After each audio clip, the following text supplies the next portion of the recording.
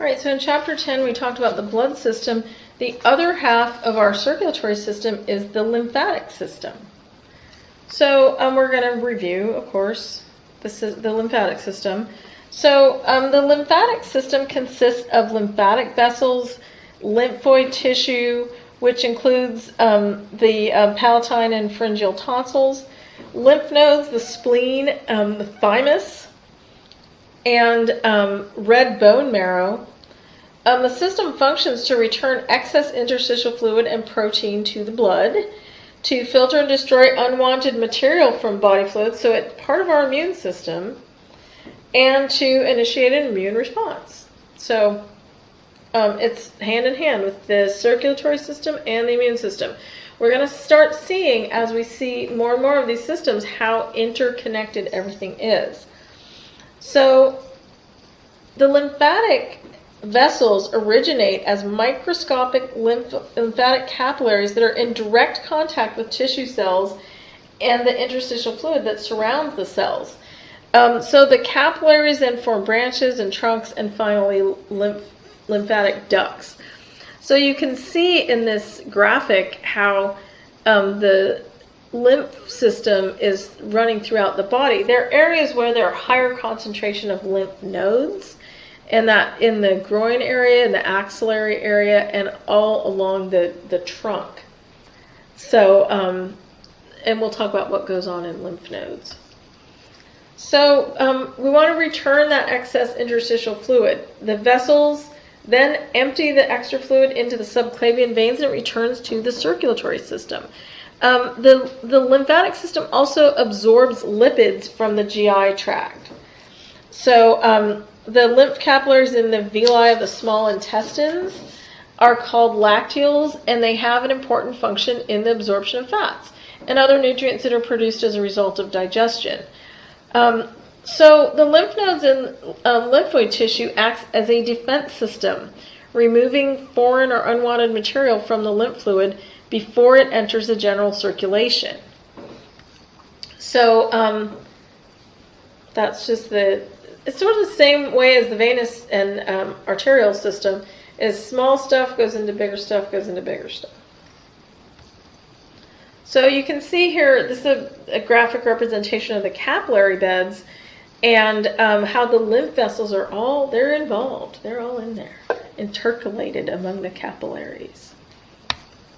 So lymph itself is a clear, watery fluid. It circulates in lymphatic vessels. It resembles blood plasma with a lower protein content than blood plasma. And it's returned to the cardiovascular system to go back into blood.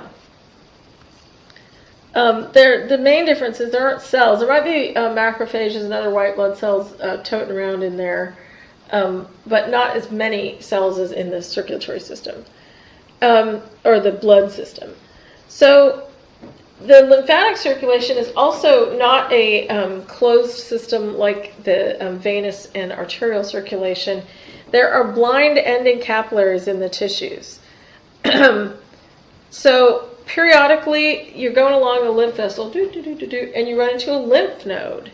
So the lymph nodes are those areas where it's dealing with any foreign matter that's in there. Lymphatic ducts, there's right and left, and the right lymphatic duct drains into the right subclavian vein. The thoracic duct drains into the left subclavian vein. So I think of lymph nodes as being like little sponges. They're soaking up all that lymph. They're getting rid of the icky stuff that's in there, and then they squeeze out and send the lymph up to the next duct. So we'll talk about that when we talk about lymphatic drainage and treatment of lymphedema. So lots of organs in the lymph system: tonsils and the adenoids, thymus gland, lymphatic vessels, lymph nodes, spleen, Pear patches in the intestinal wall, that's the intestinal component. The appendix is part of the lymph system, and the bone marrow. Okay, so there's a really super wonderful section about composition and production of lymph in the book. We're not going to talk about it here because we're going to talk about it more next fall when we're talking about lymphedema treatment. But it's fairly short section. Read through the lymphatic circulation. It's pretty interesting. But we're going to go on to lymphatic disorders. So lymphomas, anything with an oma, is a tumor or neoplasm.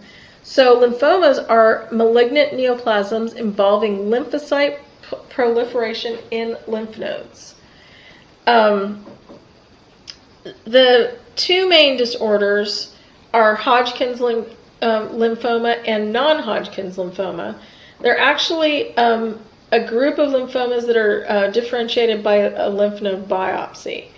So lots of research has been focused on new types of lymphomas and determining a classification system.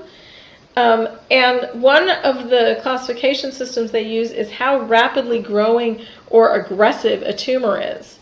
So they don't really know what the causes are. There can be a higher risk in adults who received radiation during childhood.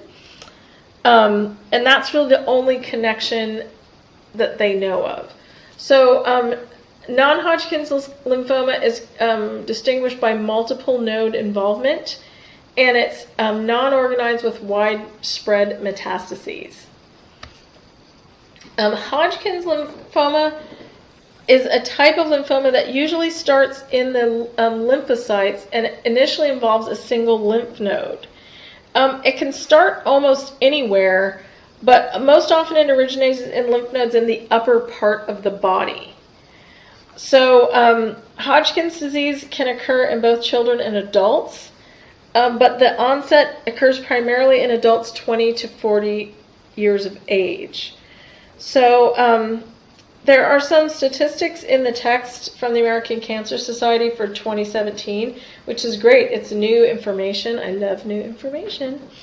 So in 2017, there were about 8,260 new cases, 3,610 in females and 4,650 in males, so slight predominance of males.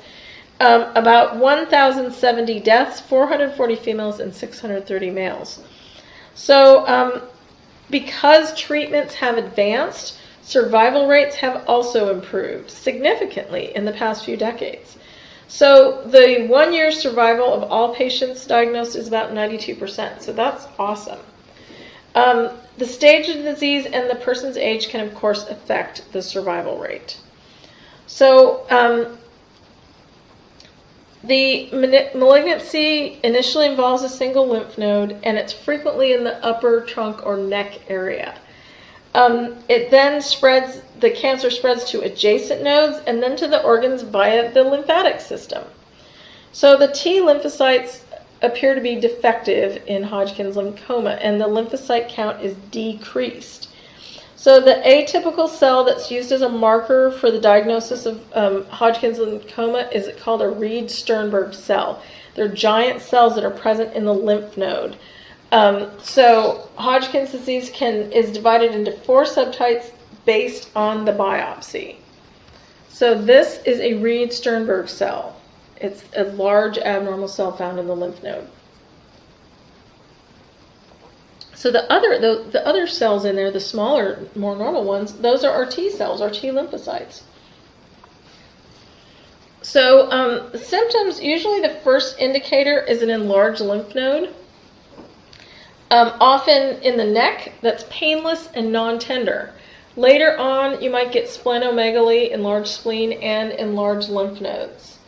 So sometimes, depending on the location, it can cause effects of like pressure effects, like compressing other structures in the body. So the general signs of cancer, such as weight loss, anemia, low-grade fever, and night sweats and fatigue, may develop with Hodgkin's lymphoma, and it's treated by radiation, chemotherapy, and surgery, removing those lymph nodes. So this is kind of the graphic from the book with the spread. So it starts in a single lymph node or region. It moves to multiple regions on the same side of the diaphragm. Stage 3 is lymph node regions on both sides of the diaphragm, and stage 4 is widespread and affects the liver and spleen. So the staging and prognosis is dependent on the number of nodes involved and the location of nodes involved. So is it above the diaphragm? Is it both above and below? So non-Hodgkin's lymphoma, they are increasing in incidence, partially caused by HIV infection. So they're similar to Hodgkin's lymphoma, and the clinical signs and symptoms are similar, but they're more difficult to treat because the tumors aren't localized. And the initial manifestation, again, is an enlarged painless lymph node. So lymphedema is obstruction of lymphatic vessels for various reasons. The most common form of lymphedema is congenital, and you get swelling in the extremities because of lymph accumulation. So it's treated with diuretics, bed rest, massage of affected area. It's treated with compression wrapping, which we will do in fall quarter, and elevation of the affected extremity. And it can also be treated with serial compression. We will talk about that. So lots of different treatments for lymphedema. Physical therapists and physical therapist assistants can become certified lymphedema specialists.